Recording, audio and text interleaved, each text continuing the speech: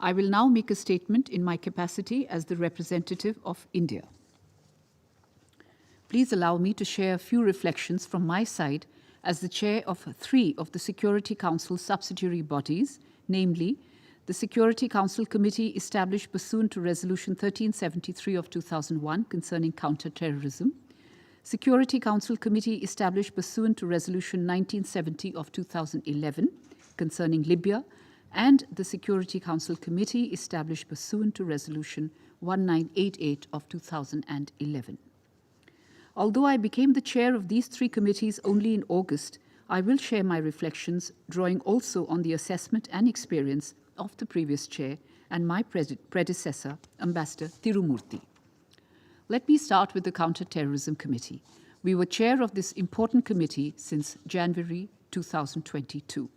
The committee draws its mandate from Resolution 1373 of 2001 and more than 20 subsequent counter-terrorism-related resolutions of the Council aimed at ensuring the implementation of these resolutions by Member States, facilitating technical assistance to the Member States, as well as organizing regional and thematic briefings on emergent counter-terrorism issues. The committee remained active throughout the year and has organized 28 meetings, comprising of open and closed briefings, plenary meetings, a special meeting, and a press conference. During the year, 10 assessment visits were conducted in Africa, the Americas, Central Asia, Europe, Middle East, the Pacific, and Southeast Asia, and the reports and visit presentations were made to the committee.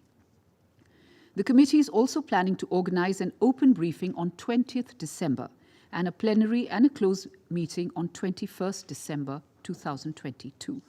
Besides, the chair of the committee participated in 9 meetings on behalf of the committee. A record 510 communications in the forms of internal notes and outgoing correspondences were issued during the year. The committee issued 154 NOPs for concept notes, background notes, draft agendas and invites, reports, country assessments, and stock-taking documents for the consideration of the committee and a subsequent adoption. The highlight of the CTC from our perspective was the special meeting of the committee in Mumbai and New Delhi on 28-29 October 2022. The committee paid homage to the victims of the 26/11 terror attacks in Mumbai at a solemn wreath-laying ceremony at the site of the attacks, and also adopted the Delhi Declaration on countering the use of new and emerging technologies for terrorist purposes following this special meeting. We've also worked out recommendations mentioned in the declarations and have circulated these for consideration of committee members. Throughout the year, we had tried to promote coherence between different UN agencies through a one UN approach, encouraging participation of civil society organizations, women, youth, and other private stakeholders in the CTC's counter-terrorism discourse. The Security Council Committee, established pursuant to Resolution 1970 of 2011 concerning Libya, was also equally hectic. A few facts related to its working shows how much work was transacted in the last 2 years.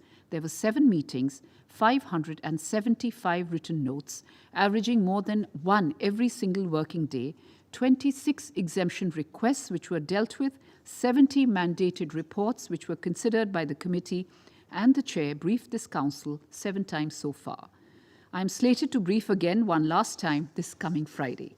The work transacted in the Libya Sanctions Committee shows, in part, a fervent desire among the members of the committee to ensure that the committee supports the overall political objective of securing peace and stability in Libya. The enormous number of documents and exemption requests processed during this time also reflects on the committee's determination to ensure that Libyan wealth remains in Libyan hands. The Sanctions Committee closely cooperated with the Libyan mission in New York. It also provided opportunities for the Libyan Investment Authority to present their point of view before the committee.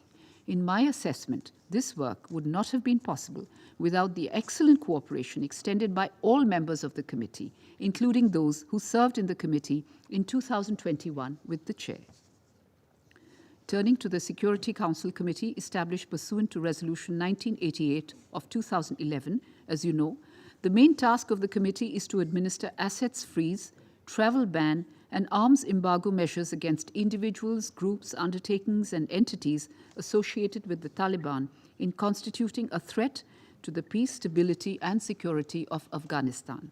The implementation of sanctions was faced with a major political shift after the Taliban took power in August last year. While the political situation in Afghanistan has changed, the work of the committee remained as important as ever. India held the presidency of the UN Security Council in the month of August 2021. Under our presidency, the UN Council met thrice to discuss the evolving situation in Afghanistan, resulting in 4 outcome documents. These included 3 press statements and 1 landmark resolution. On 30 August 2021, the Council adopted UNSC Resolution 2593, which comprehensively addressed the key pending issues related to Afghanistan. The resolution demands that the Afghan territory should not be used to threaten or attack any country or to shelter or train terrorists or to plan and finance terrorist acts pursuant to UNSCR 1267 of 1999. In November 2021, we organized a briefing by the OCHA to the committee members to discuss the issues related to delivery of humanitarian assistance to the people of Afghanistan and how to overcome those difficulties.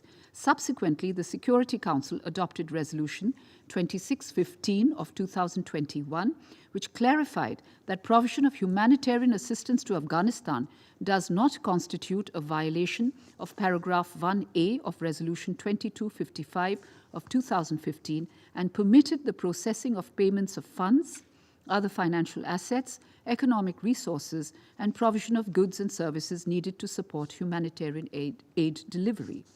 We're happy to note that the humanitarian carve-out provided by this resolution is being utilized by the humanitarian service providers. Under our chair, we organized a subsequent briefing by the OCHA in April 2022 to enable the committee members to get an overview of the working of the resolution.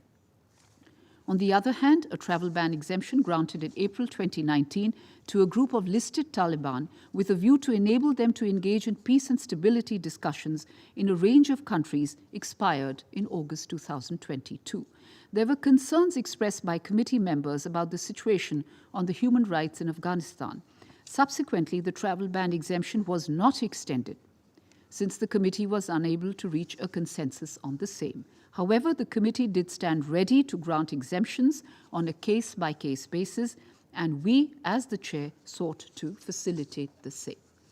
In the final analysis, it is well known that as a contiguous neighbor and a friend of the people, Afghanistan is close to our hearts. At the same time, we tried to steer the affairs of the Sanctions Committee with impartiality, objectivity, and neutrality. I would like to present the following broad takeaways from our time as chairs of these sanctions committees. 1. When incoming Security Council members express preference to shoulder responsibility as the chair of a particular subsidiary body, and if there is consensus among the other incoming members, it is important for the P5 to respect the consensus of the E10 and take their preferences seriously. 2. The function or dysfunction of a subsidiary body depends on the cooperation of its members. We have been fortunate enough to have received excellent cooperation from everyone during our tenure. 3.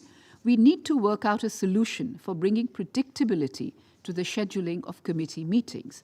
Throughout the year, the subsidiary bodies had to face several rescheduling of meetings, mainly due to clash with the work of the Council and the resultant unavailability of interpretation, which caused great inconvenience to visiting participants and speakers. A more workable solution, such as confirmed availability of a second team once in a week on a given day, could be made a practice. 4. The functioning of the committee is still not transparent, and they are shrouded in mystery, especially to non-council members. It is important to enhance transparency of the functioning of the council if its credibility is to be maintained. 5. The credibility of a committee also depends on how objective and fair its decisions are perceived to be. Any impression that decisions are being taken based on a political preference rather than objective, evidence-based reasoning will continue to damage the credibility of the committee. 6, and last, Our work as the chair would not have been as smooth as it was if it was not for the assistance and cooperation provided by the Secretariat. I would therefore like to especially acknowledge the cooperation extended to us by the Secretariats of the Counter-Terrorism Committee, the 1970 Sanctions Committee on Libya, and the 1988 Sanctions Committee, as well as the Counter-Terrorism Executive Directorate.